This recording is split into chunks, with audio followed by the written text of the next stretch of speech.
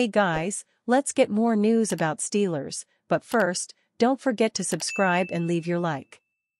Steelers trade Deontay Johnson to Carolina Panthers. The Pittsburgh Steelers are trading wide receiver Deontay Johnson to the Carolina Panthers, per Adam Schefter. Rumors had begun to swirl over the last several days that the Steelers were open to the idea of orchestrating a trade involving Johnson, and now he goes to Carolina as the new number 1 receiver for Bryce Young in Dave Canales' offense. In return, the Steelers are getting cornerback Donte Jackson and a 6th-round pick. The Steelers are also sending a 7th-round pick as part of the deal. Johnson is coming off a career-low 51 catches in 2023, and his 717 yards were his lowest in a season since his rookie season of 2019 when he had 680 yards. Receiver will now be a bigger need for the Steelers than it already was, as Calvin Austin III is now the second receiver on the depth chart behind George Pickens. Expect Pittsburgh to make a move in free agency, as well as the draft, to reload at the position. Insider reveals Steelers plan to help Russell Wilson. The Pittsburgh Steelers appear to have improved so far in free agency by landing future Hall of Fame quarterback Russell Wilson, as well as star linebacker Patrick Queen. They managed to win 10 games in 2023 despite an anemic offense, and some may be wondering how they will improve that offense after they agreed to trade wide receiver Deontay Johnson to the Carolina Panthers. Per Field Yates, the Steelers' plan is to draft a wide receiver with the number 20 pick in next month's draft, and there could be a good one available there. This year's draft is thought to be deep, especially at wideout, and while Pittsburgh won't be able to draft Marvin Harrison Jr., Malik Nabers, or Rome Odunze, unless they trade for a higher pick, there are plenty of other intriguing prospects.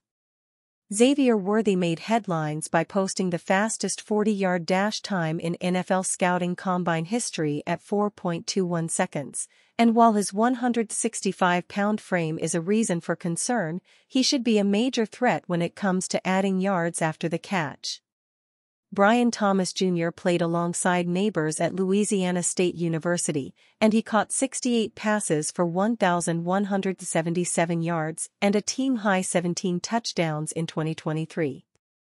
Adonai Mitchell of the University of Texas, who scored 11 touchdowns in 2023, is adept at running routes and is a solid athlete.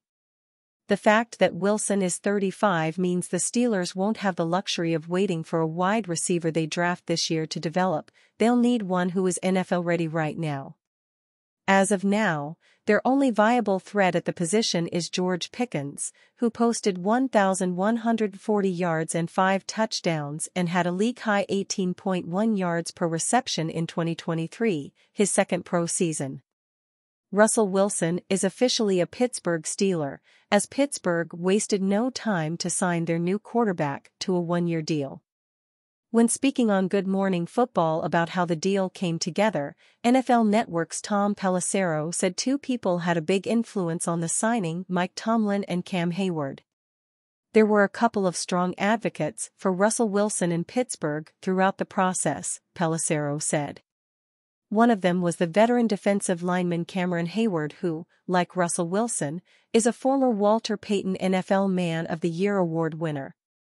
Hayward was certainly a strong voice in the locker room wanting Wilson brought aboard. The other was head coach Mike Tomlin, who spent a lot of time with Wilson during a visit to the team facility on Friday. With Hayward's career nearing its final years, one would assume that he feels the urgency of wanting a chance to go on a deep playoff run and recognized the Steelers needed an upgrade at quarterback to do so. Hayward is entering his 14th NFL season in 2024. Soon-to-be free agent quarterback Russell Wilson officially made the trip to visit with the Pittsburgh Steelers ahead of the start of free agency. The Steelers, from general manager Omar Khan, head coach Mike Tomlin, to Art Rooney too, have repeatedly said that they have faith in starting quarterback Kenny Pickett, but they want to provide competition for him. Of course, there's competition they could provide in the form of their pending free agent quarterback Mason Rudolph. Or, they could trade a future 7th-round pick for New York Jets quarterback Zach Wilson. They could also make a play to sign former Tennessee Titans free agent quarterback Ryan Tannehill if they were so inclined. However, Rudolph didn't show starting quarterback potential until his 3-game run as the starter at the end of the 2023 season. Wilson has struggled immensely since entering the league back in 2021. Free agent Tannehill was rightfully benched by former Titans head coach Mike Vrabel for rookie quarterback Will Levis last season as his play had fallen below the line. All of them have shown more recently as starting quarterback options than the Steelers have gotten from Pickett. This is very unfortunate to have to admit. Rudolph doing so within the same scheme and playing with virtually the same starting offensive lineup as Pickett. Enter veteran Russell Wilson, who's set to become a free agent for the first time in his career at the start of the 2024 league year after it was announced he'd be released by the Denver Broncos. Steelers to sign Ravens' former first-round LB. The Steelers finally broke their silence during the free agency tampering period on Tuesday, landing a former first-round linebacker from their AFC North Division rival Ravens. According to ESPN's Adam Schefter, Pittsburgh plans to sign LB Patrick Queen, Baltimore's 2020 first-round pick, to a 3-year, $41 million contract. General manager Omar Khan continues to break the mold with Queen's signing as he becomes the Steelers' highest-paid free agent signing in franchise history. The $13.6 million per year deal easily surpasses the previous high of offensive lineman James Daniels' $8.83 million per year, and for good reason. Queen has been one of the most productive inside linebackers in the league over the past couple of years, posting 250 tackles, 8.5 sacks, 2 forced fumbles, 3 fumble recoveries, 3 interceptions, and 12 defensed passes. It can be argued that his numbers are so good because he's been playing next to All-Pro LB Roquan Smith.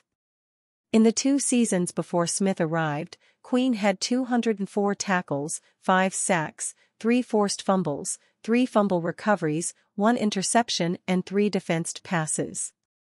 However, Queen fills a major need for the Steelers, who have been searching for a sideline-to-sideline linebacker since losing Ryan Shazier to a spinal injury in 2017.